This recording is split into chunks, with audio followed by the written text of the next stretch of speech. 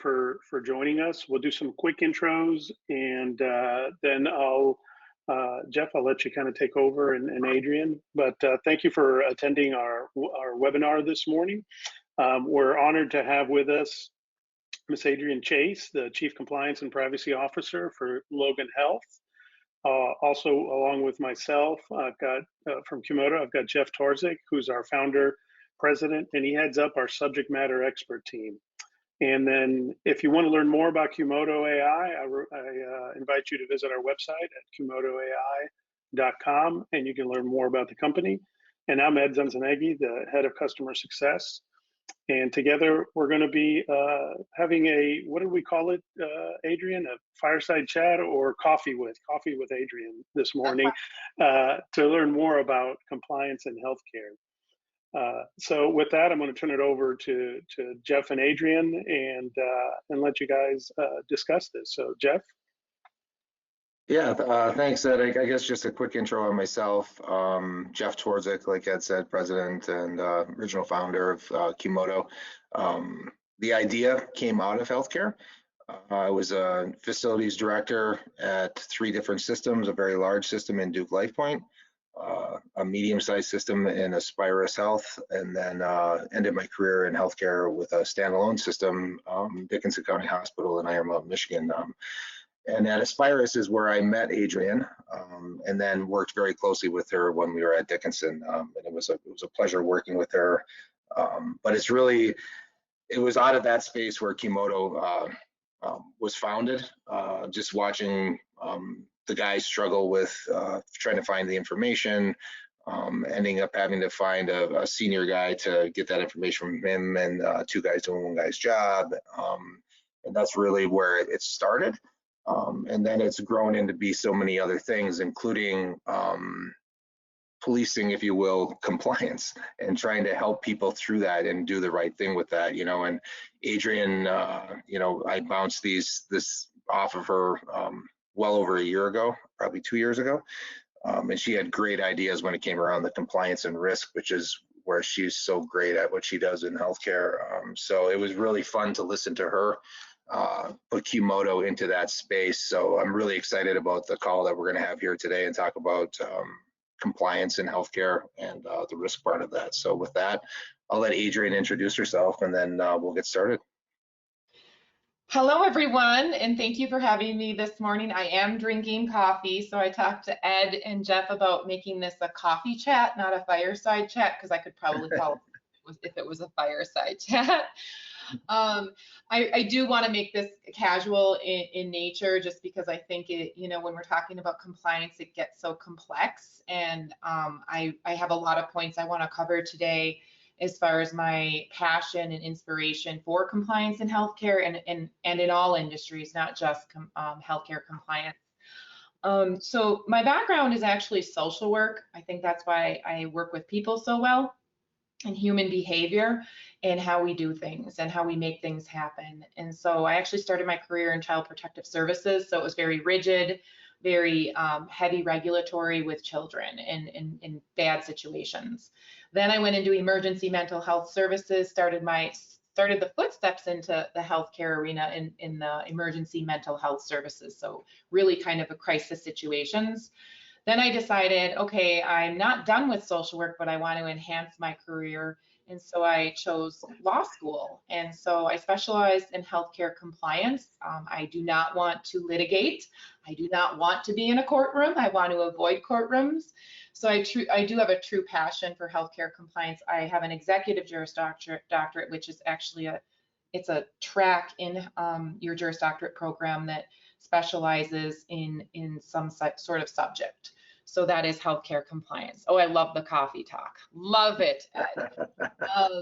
So I have been I started out at a specialist level. That's when I knew Jeff at a medium-sized health system. And so Jeff and I knew of each other, but we didn't get to know each other until we actually went to a smaller system together.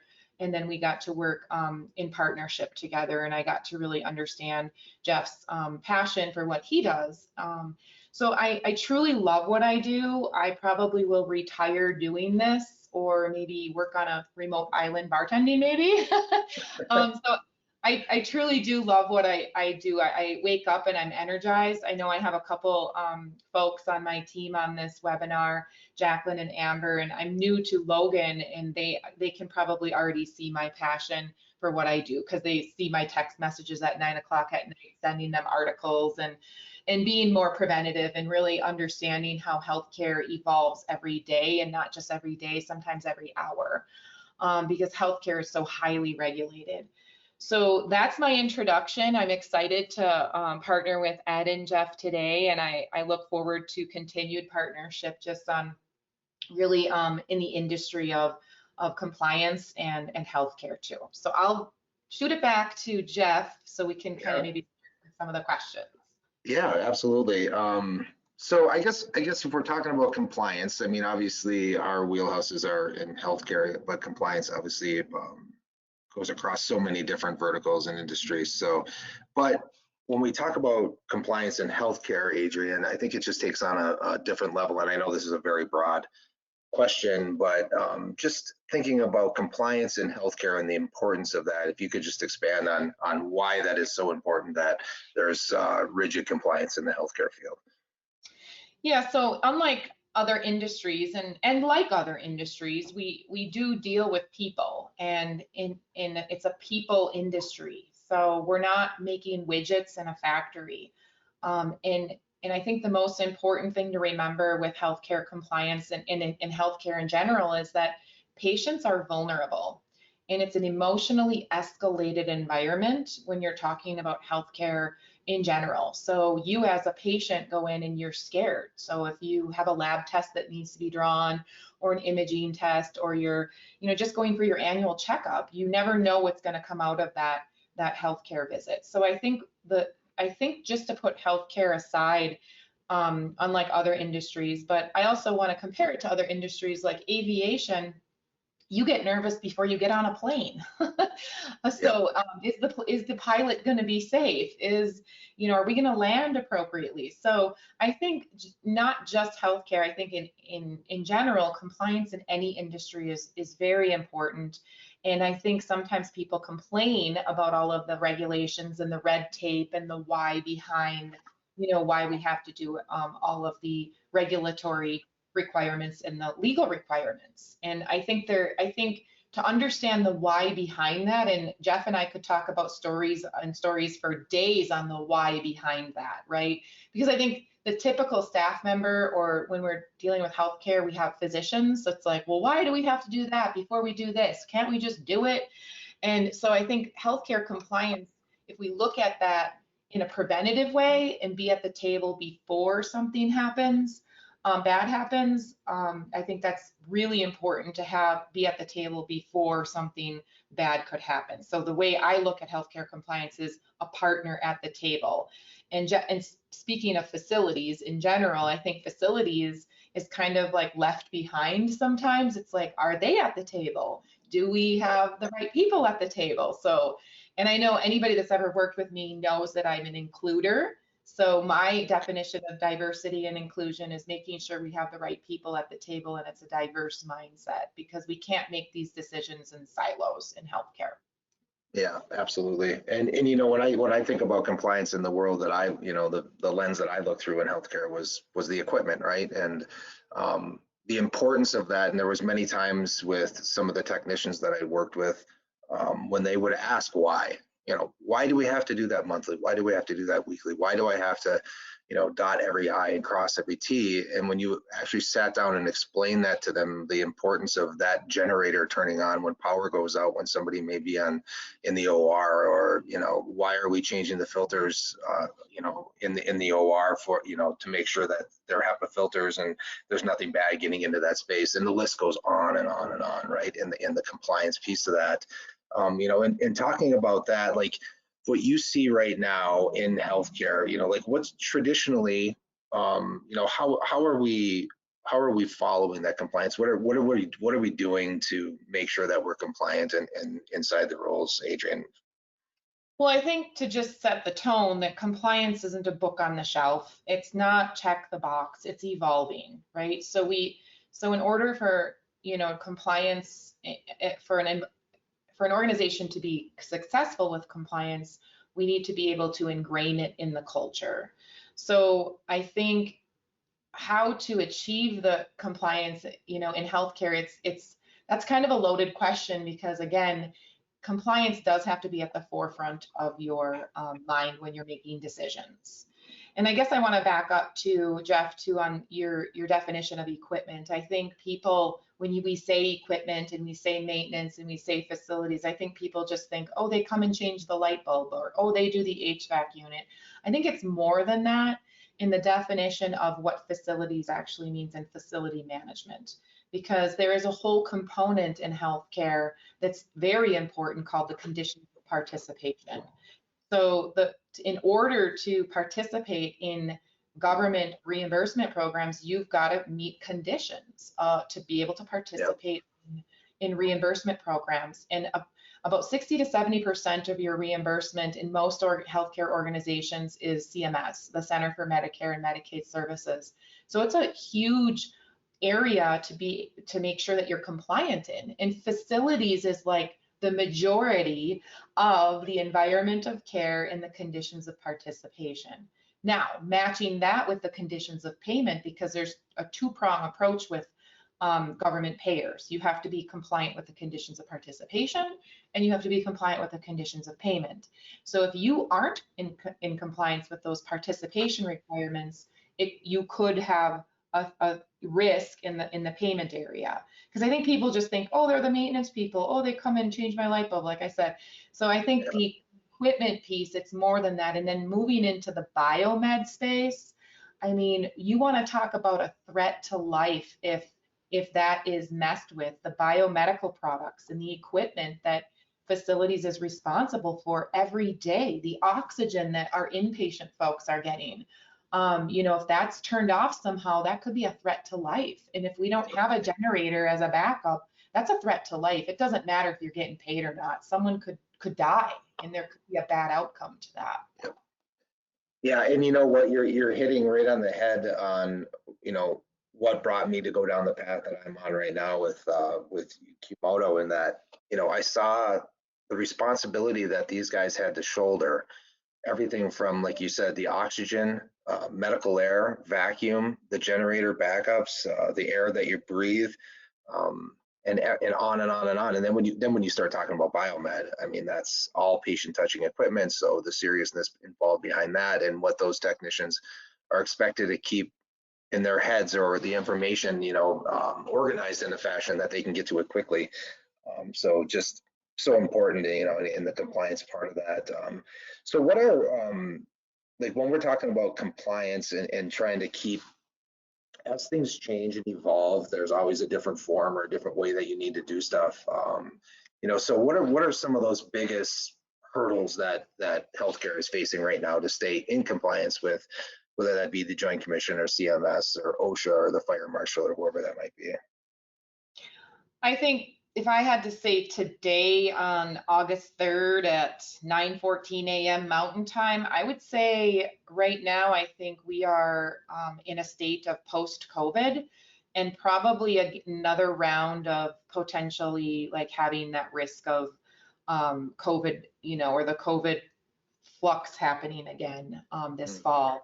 So I think right now we're kind of on a roller coaster ride, because 2020 changed the course of healthcare with COVID. It really did. So I think we are, more in remote settings. I think that's a hurdle. We had to, switch our workforce to the remote workforce. So that is a challenge. And I think we just have to be innovative and think about how we can do that in the future. And then I also think financially, I think we got a lot of COVID funding because of the COVID crisis. And now it's like life after COVID. How do we survive in a world where we have workforce in the remote setting? We're doing a lot more telehealth. Those are some of the hurdles that I see today, like I said, on August 3rd.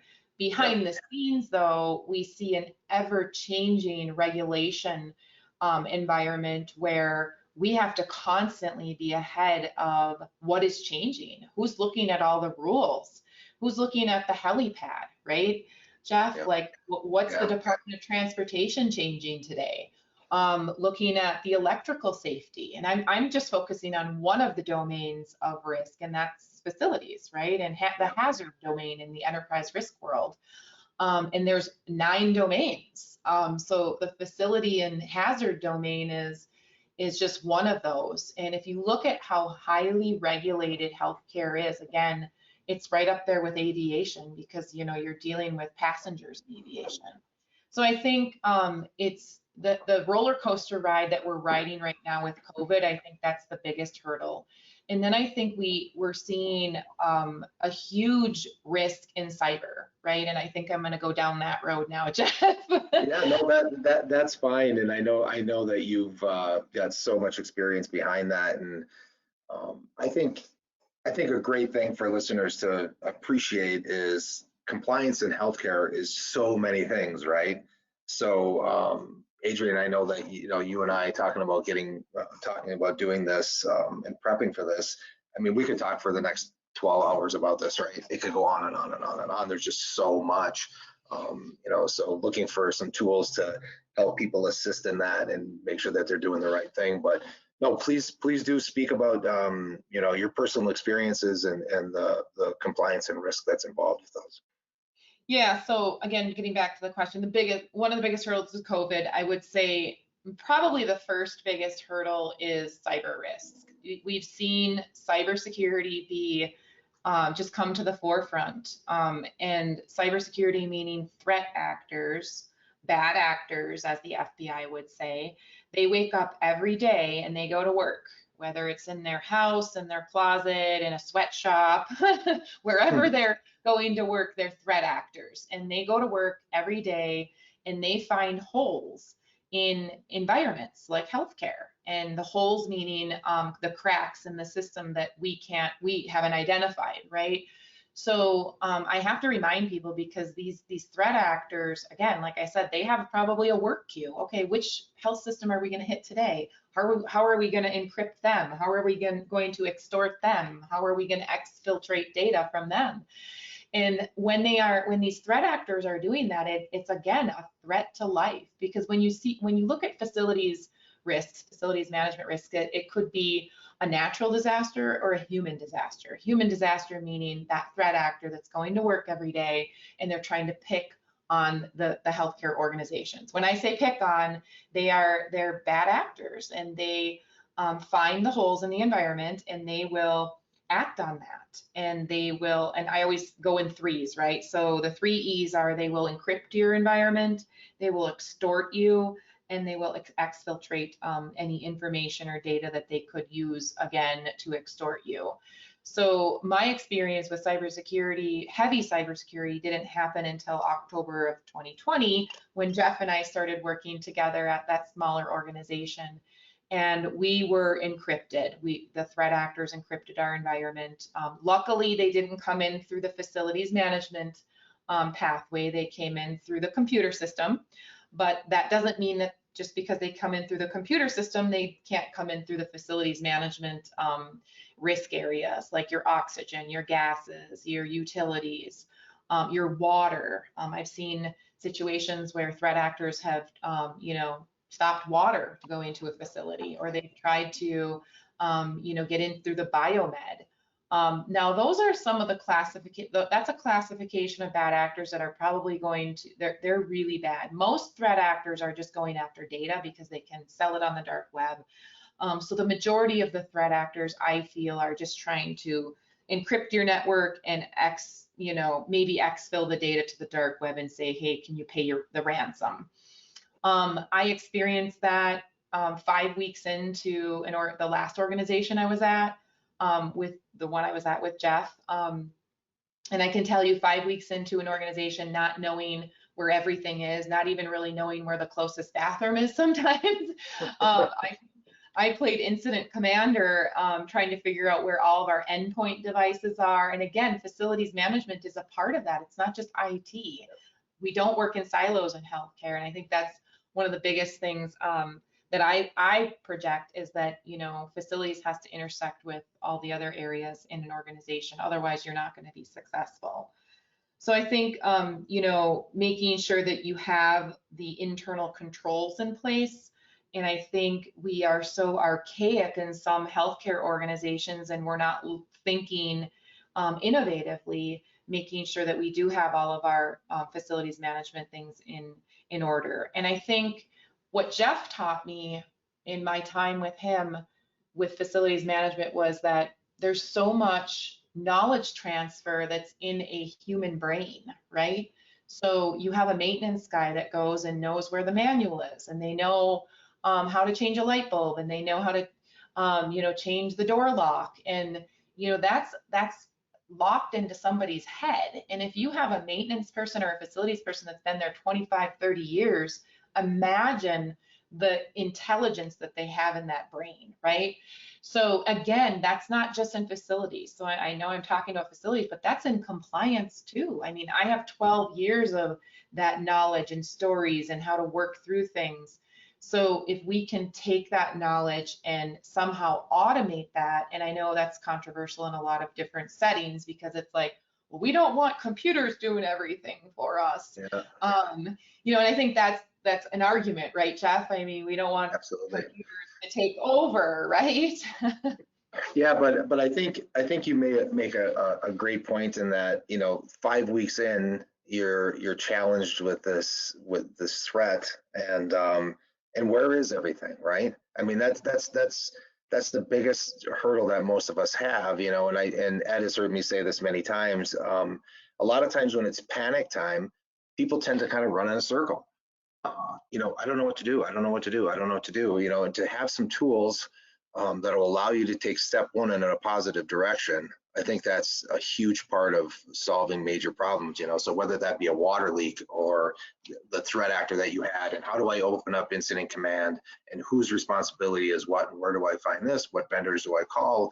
You know, all of that information. If you could kind of have that all consolidated into one space and one pane of glass, from everybody in a chief compliance position that you sat in, all the way down to, you know, like the supervisor that would be below me in facilities, and everybody in between there, you know, all kind of looking at the same thing. And I think that's something that we're missing right now in healthcare, you know, is that single pane of glass that everybody can look at and have that information, you know. And Adrienne, I'm sure that you would agree that it's not the items that you do every day, right? The practice things are, that's in your head, and you get that, and you can do it easily. It's the unpracticed items that you only do once a year, or especially like incident command, when that sets up, you know, God forbid you ever have to do it, but every once in a while it rears its head, and you jump into that space, and everybody's going, who am I, and what do I do, and what are my responsibilities, and where's the binder, and you're leafing through stuff. So just to have that ability to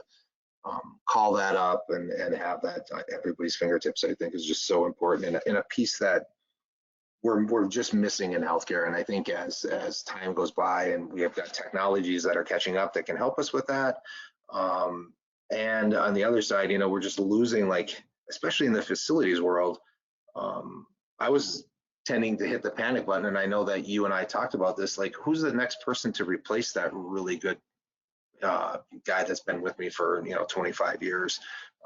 You know, it's just hard to find those individuals now. You know, there's so many people that aren't going into that field.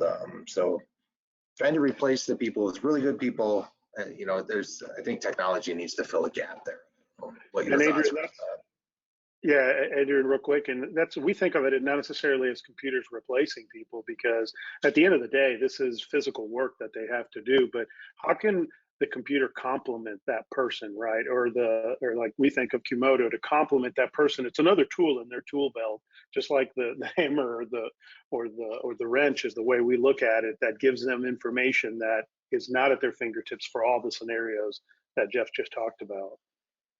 Right, and I think taking that facilities management and just bringing it into the compliance day-to-day that we do. I mean, I can't imagine not working in a platform for compliance for just event management, all the events that we get every day, like, hey, I think there's a HIPAA violation, or hey, I think there's an EMTALA violation. I mean, I've worked in organizations where they've had spreadsheets, And humans, again, I'll go back to the beginning of my introduction. I've worked with humans and human behavior since I started my professional career.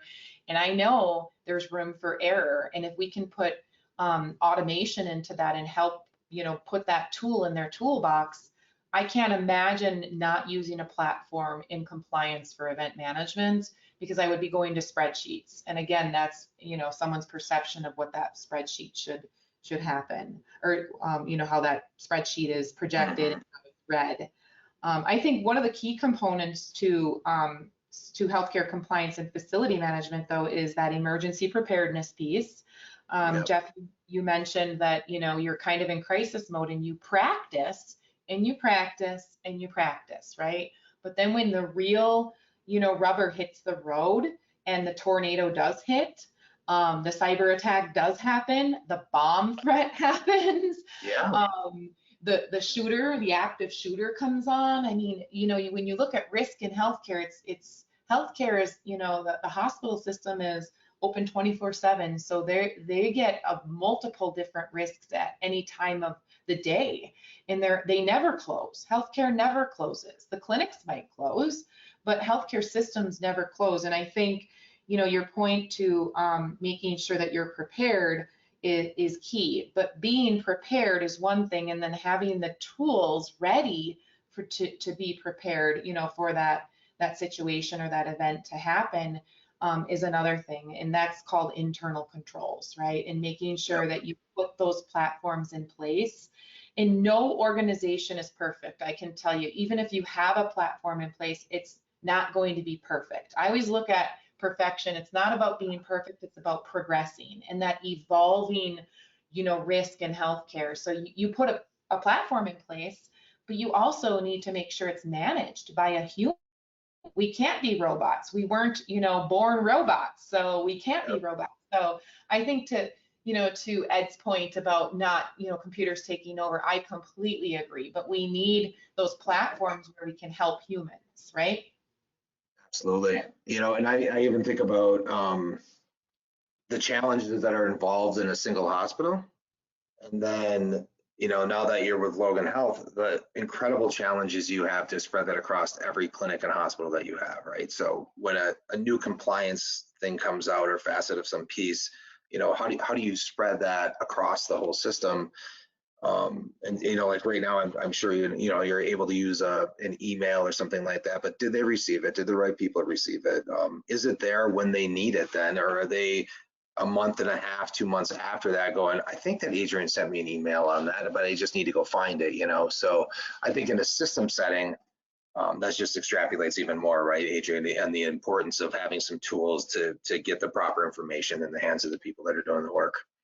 Right. And again, I'm going to go in threes. So the cyber threats are encrypt, extort, and exfiltrate. But with compliance, and I know I have some team members on the webinar, and they've heard me say this quite often, we prevent, we detect, and we resolve anything that would break a law, regulation, or policy, or a threat to life, a risk in the organization. So prevention is key, and prevention is listed first for a reason, because we need to be preventative first. And I think your point, Jeff, about cascading, providing awareness to like a new regulation or something that happened. I think making sure that we don't work in silos, because email is a system, right, Jeff? So, we use email so often that sometimes emails can get buried, and then we get away from actually having meetings, right? So that balance of making sure that you're not just emailing everything, because the maintenance guy, I'm just using facilities because obviously we're talking about facilities management. The maintenance guy might not be at his email every day like Adrienne Chase is. I agree. So I think we need to be just considerate when we put internal controls in place, making sure that we get the right people at the table to make sure that the platform is appropriate in how we're going to use it too. I think the second component of compliance is the identification and detection of risk, right? But again, that's going back to what controls do you have in place, what processes do you have in place, what policies do you have in place, and again, we're not perfect. You can't put yourself out there as a perfect organization or a perfect professional. It's about progress. And that, going back to that question of the hurdles in healthcare, it's evolving. It's not a check the box. It doesn't matter what platform you have. You constantly have to be, okay, how do we need to modify the tool? How do we need to modify our process? Because you can have a tool and then you have the human process to that. And just in that, I feel that that's a team effort. It's not just, okay, facilities is here and we're just going to meet with our maintenance people and our facilities guys and maybe the signage people, right? But in making sure that you have a team effort to that.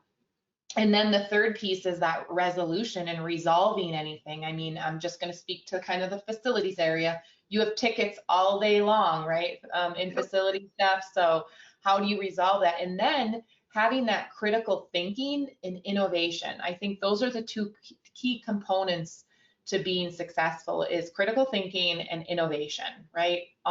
Critical thinking meaning, okay, we have this work ticket and it might be, okay, we have to, the fire extinguisher isn't working, right? So how do we notify somebody that needs to know about that, right? Or we're doing a fire drill and we find something as an opportunity in another area. Or we do an HVA, a hazard vulnerability assessment. I had never did a HVA before I met Jeff Twardzik, right? Like as compliance, I would actually promote my staff to doing those, because hazard vulnerability assessments, when we were doing them, they were in a paper process, right, Jeff? Yep. But that can be automated and stored in an environment where you can show that, hey, I did my hazard vulnerability assessment. And HVA is literally, it's a risk assessment, right? It's a walkthrough, it's identifying risk, it's making sure that we can, look at opportunities. But I had never did one, and I did that because Jeff said, hey, Adrienne, he walked in my office one day, he's like, hey, do you want to do an HVA? I'm like, sure, I'll do it. So going through doing an HVA, I'm like, wow, I'm finding like privacy opportunities here. I'm finding some maybe employee health, opportunities here. So again, using those, the detection and identification, area and the resolution as an opportunity when we're doing those assessments, but automating that too, because the paper process, you can write notes down on your paper, but then where does that paper go, right, Jeff? It gets, it might get emailed to somebody. So you need to have an ongoing monitoring system. And if you try to do that in the paper environment, I can tell you right now, it's not going to work. It's just not. We're human. And we bury things in paper piles and we bury things in the electronic mail. Yep. And you're exactly right, because I've chased those papers. Doing those surveys like you were talking about, in healthcare, twice a year in patient care and once a year in non-patient care areas. And at least what I would do, and I would suggest this to anybody, is to get different eyes on that. It shouldn't just be Jeff Twardzik walking through there. That's why I would knock on Adrienne's door and everybody else's door in the hospital that I could get my hands on and say, let's get some fresh eyes on this and take a look. And when they did identify any issues, it's that process of identifying the issue, the due diligence that I did to solve that, and when I solved it, I closed the loop, right? And having that documented, that on how I did that, and having that into the future, then when Joint Commission or CMS comes in and they talk about some of those kinds of things, and being able to pull that up, I think those are tools that we're really in need of, because I don't have to tell you, Adrienne, and I'm sure it's even worse in the bigger system, but there's just not enough time in the day to chase paper. Those days are gone, So having some tools to help assist with that and save time and be more proficient in what you're doing, I think that's really key in being successful in healthcare right now. Yeah, and then the physical safeguards. I mean, when you look at the HIPAA, because everybody knows what HIPAA is, right? Even as a patient, there's physical safeguards that need to be in place, and that's where I look at champions, right? It's not IT that's going to go and try to fix the door that doesn't close all the way, and that's a privacy risk in healthcare. We would look to the facilities management area and making sure that the physical safeguards under the privacy rule and the security rule. And if you read the HIPAA law, I mean, it's so intricate that it's like, wow, we do this in healthcare, but there's no way you would be perfect with the HIPAA law. There's no way. So those physical safeguards, with the facilities management, just, I mean, having like those shaded screens on the monitors to make sure that the people that are going by, and that's one of the opportunities I found out of the hazard vulnerability assessment is, okay, yeah, as I'm walking by, I can actually read that medical record. Yeah, yeah.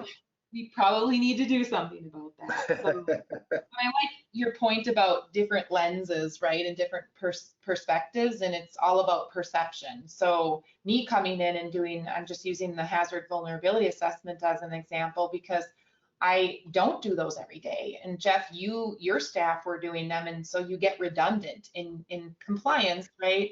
I'm going to use the three terms again, right? If we get comfortable and we get complacent, there's going to be compliance concerns, right? And we see that with tenured folks in healthcare where they just get comfortable because they're in their comfort zone. And that's where that whole innovation comes in, is like, okay, how do we get ahead of the risks in healthcare, and how do we make sure that we're getting ahead of that? And that's being comfortable and complacent. It feels cozy, right? Like a fireside chat or a coffee chat, but it's not. We have to be ever changing in healthcare to make sure we get ahead of those risks.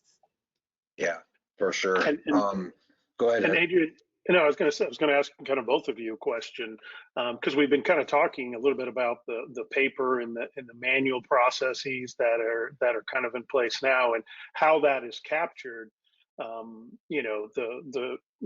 This, Adrienne and Jeff, the harder the process it is, the harder that somebody will follow it, right? Especially if it's paper based. When it comes things to whether it's a weekly generator test or monthly test, or the fire extinguisher tests, the simpler you can make it. Can you all elaborate a little bit more on, that data capture and then the reporting side of it, right? Because it's just not the ability to capture it, it's the ability to prove it, and how important that is on the risk side. You've kind of touched on it, but I think if we could elaborate a little bit more on that, it would be helpful.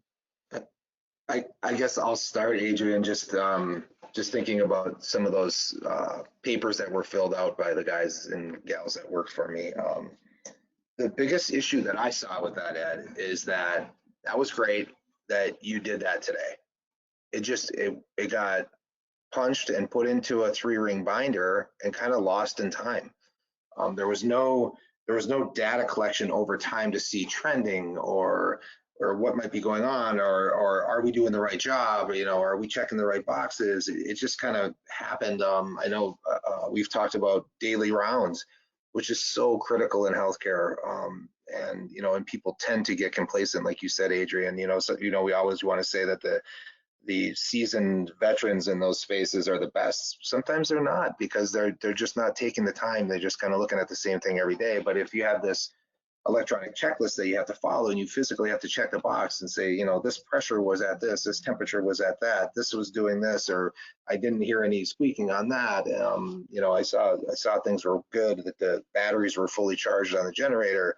I think you're able to capture that data, have it through time, and then be able to look at it and see if something is going wrong or if things are well.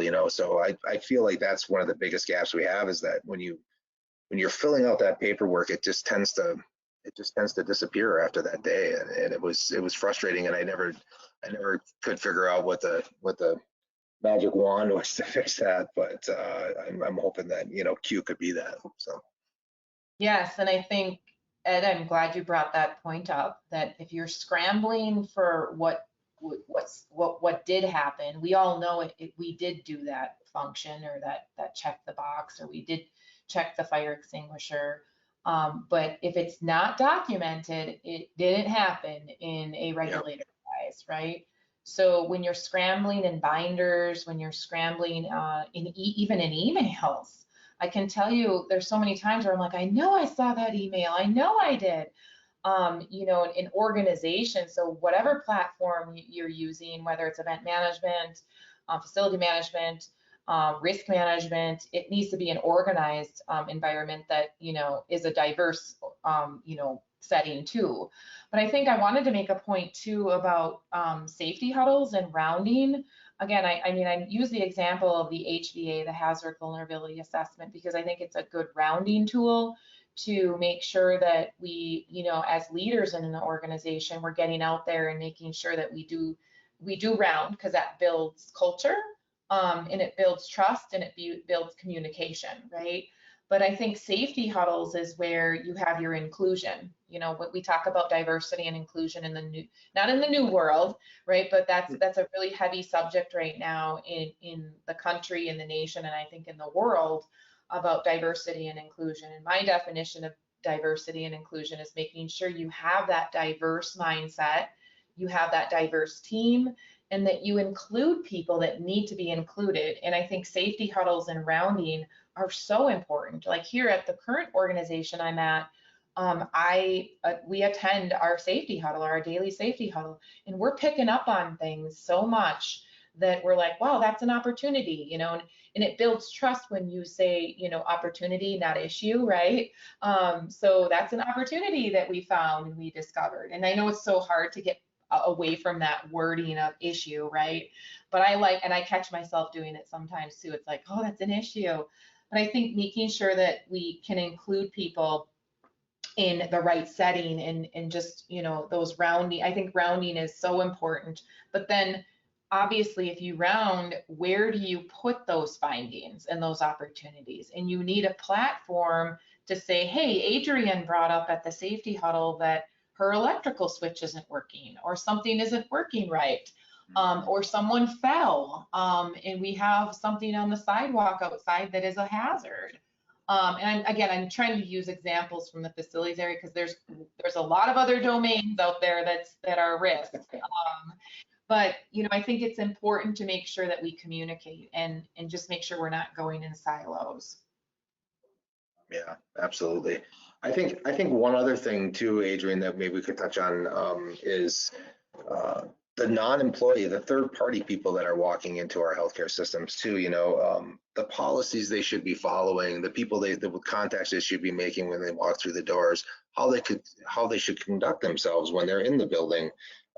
Those kinds of things. You know, again, I don't think there's a great tool out there right now for that. It might be a simple orientation that a lot of times, I hate to say it, but it's one individual in an organization that you're expecting them to disseminate that information to all the other people in there, and then you assume that they're going to be doing the right thing when they come into your building. And you know, I hate to keep saying it, but it's just like we don't have enough time to look at all of those things, right? So some tool to help us guide those individuals too, you know, so the compliance and risk that's involved with those third-party people coming in too is great. I think the best example that I have in healthcare is if we're going to do above ceiling work, you know, are they truly filling out the above ceiling permit every time and notifying the infection control person that they're going to be doing that? I don't think so. You know, it just doesn't happen enough. So then when something does happen down the road, you have nothing to lean back on, or maybe they did it and it was on paper, and where did that paper go, right? So some tool to capture all of that and guide those people when they walk through the door. So I don't know from your experience on third party and how compliance and risk fits into their world.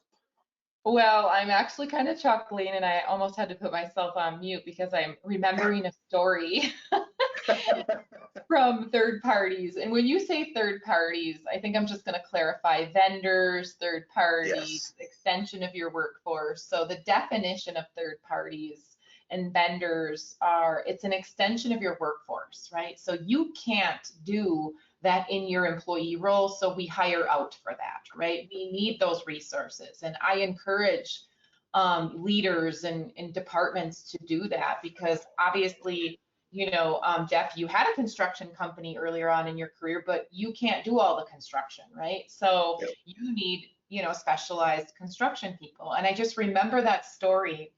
I pulled up to work one morning at the organization that Jeff and I were working at, and I remember at the safety huddle, people were saying it was windy last night and the orange cones blew off the roof because the construction guys were up there the day before, and they didn't tie down these cones. And Jeff, you can correct me if I'm wrong on the explanation of that, because I'm not a construction pro, but the cone actually fell and it hit somebody's vehicle.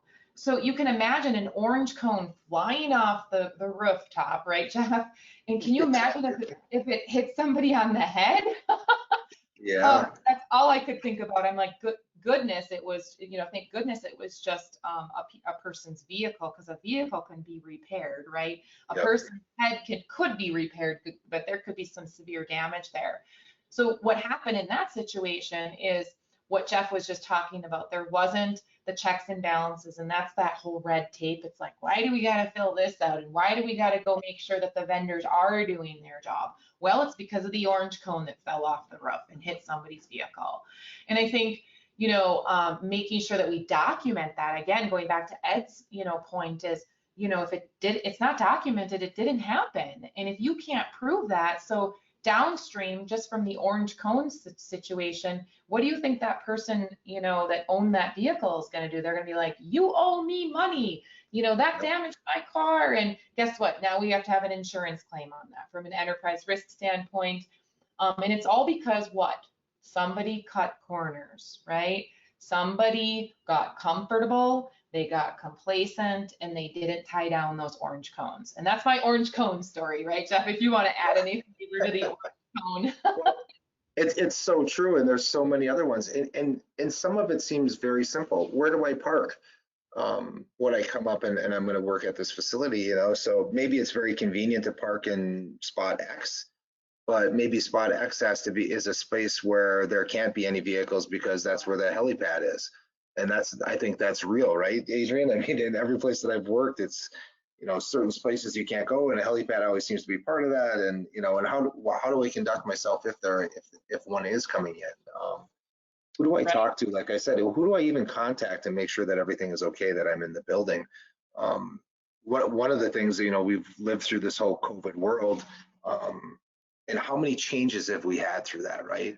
In how we're supposed to conduct it ourselves in healthcare as an employee, and then as somebody coming in as a third party vendor, so the ability to be able to push that information out and know that everybody has it, I think that's something that we're really missing right now. Even internally, like I think about the EVS workers that were always underneath me too, like trying to get that information into them. Did everybody get them on every shift? And like you said, do they all check their emails every day? Absolutely not. That doesn't happen. That's not as important as it is to Adrienne Chase or Jeff Twardzik or Ed Zunzunegui. They're just there. They're going to go do their work and they're going to do a good job and then go home. So are they getting the right information? So I think we're missing a big piece there too on just getting that info out. So. Yeah, I think the third party world, if someone were to ask me what keeps me up at night as a compliance officer, and again, I have some team members on the Q&A here and or the webinar, and they've heard this in the last couple of weeks because I'm new here. I'm actually 5-6 weeks into this new position here at Logan. And I can tell you that third parties, vendors are what keep me up at night, because we strive so hard to make sure that our workforce members are, educated, they have all the processes, the protocols in place, and then we hire this vendor, right? And who's taking care of the vendor?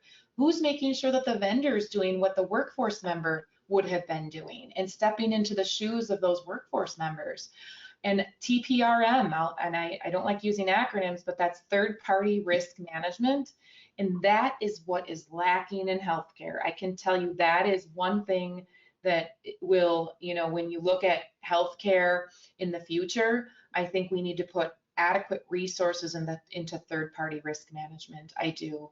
That's what keeps me up at night, is not just the construction worker, but the coding company that we use. Are they sitting in India? Are they, sharing our data offshore? I mean, it's not just facilities management, and I'm kind of going a little bit more broader, because when you look at vendors and third parties, it's not just your construction companies and your in the facility management world. And I think we need a good tool that can really help us in that vendor management space. We do have some tools, but I think they work in pockets and they work in silos. And again, there's no perfect product out there, right? But if we look at products and progressing with the product and making sure that it's a versatile product, and making sure that it fits the organization, right? Yep. And I think one of the things that I've looked at when I do talk to product vendors is, you know, I say, how does your product fit in my culture, in my organization, and then in healthcare in general? So I don't think there's a right answer for third-party risk management, but I think if we use the tools, meaning a platform instead of the paper process, it's going to go way better if we don't do a paper process. Because I can tell you, I'm working on a project right now just to push out education to third parties and vendors, because we at Logan here are under a corporate integrity agreement, and it's not, you know, if you get, you know, your education done, it's you need to get it done. And one of the requirements under the corporate integrity agreement is vendor training. And that's not just for our corporate integrity agreement, why we're under that, it's for all vendor training. So we have to make sure that all of our vendors have that done. And we are doing a paper process right now, which is, it's terrible. I mean, we have a tool that tracks vendors when they come into the door, but we know with the COVID world, right, that not all of our vendors come physically through our door. Yeah. So we have a good tracking system. If, you know, Adrienne's the vendor and Adrienne's showing up as a construction worker, we have a pretty solid process, right? I think we can still do better in that area, but we don't have that third party for all of the other the vendors that are entering our environment in an electronic world. Yeah. I and I feel like we could do this for the next 8 hours. Like I said earlier, that would be like no problem for us to go. Yeah, definitely. The coffee never ends. Right. Yeah, the coffee's running out. So I know we're getting to the top of the hour, Ed. I don't know, do we have any questions or anything like that we needed to answer? Or? I think we've covered a lot, Adrienne. I'd love to end just with what would be your kind of final thoughts or your kind of top items. I know we've covered a lot of them, but what would you see, and with a little bit of a facility slant in it, as that risk issue that you would see that health companies should be concentrating on, or at least keeping at the top of their list? So and we can end on that and give you final thoughts. Yeah, I think I'll end with those three things. I like to go in threes. So in any organization, not just healthcare, you have your money, you have your safety, and your data. And all of those three have to be in alignment. So your money is what makes the world go around, and your business, right? So you need to protect your money, whether you're in banking, aviation, healthcare. Your safety, right? That's probably the most important piece, right? Making sure your employees are safe, your patients are safe, your customers are safe, your visitors are safe. And then you have your data. I would say data, if you don't have your data protected and if you don't have your data in order, going back to Ed's point of if it's not documented, it didn't happen, you know, you're not going to be able to move far if you don't have data. And the cyber risks, I can tell you, that's probably the #1 risk in any industry right now. And if we can put anything in place and protocols in place to make sure that we have our cybersecurity in order, I think that's probably where we need to hone in on. And I think it's evolving, right, Ed and Jeff? I mean, we can't just check the box. Again, I've said that a couple times, and I know I repeat myself, and there's a reason I do, because it's not a check the box. Whatever tool you're using, I think you need to be careful on how you use the tool. And I think you can't make the assumption that, oh, we're using a tool, so we don't need a person anymore. We can cut an FTE. It's like, no, the tool is just an addition to your toolbox. And I think, you know, if we looked at the FTEs, the full-time employee money, the dollar amount on how much time we spend in the paper process world, where we could automate a lot of those functions. I think if you did a good analysis of that, I think it would be a good you know, projection to really see visually on how much time and money you save if you automate things. Again, going back to that spreadsheet versus an event management system. Okay, Adrienne knows the spreadsheet, right? But who else knows that? Who has access to the spreadsheet? Where is it? You know, and then getting into the cloud-based services. You know, making sure that people have access to that and they are included. So I guess I'll end on those 3 components, just making sure that your money is in order, you know, you're doing everything compliant in a money fashion, a safety fashion. I think that's why we're on the call today mostly, is making sure that we're safe and we have internal controls, and then your data too. And I think, you know, for the purposes of this webinar, the safety and the data have to be in order. Okay. Yeah.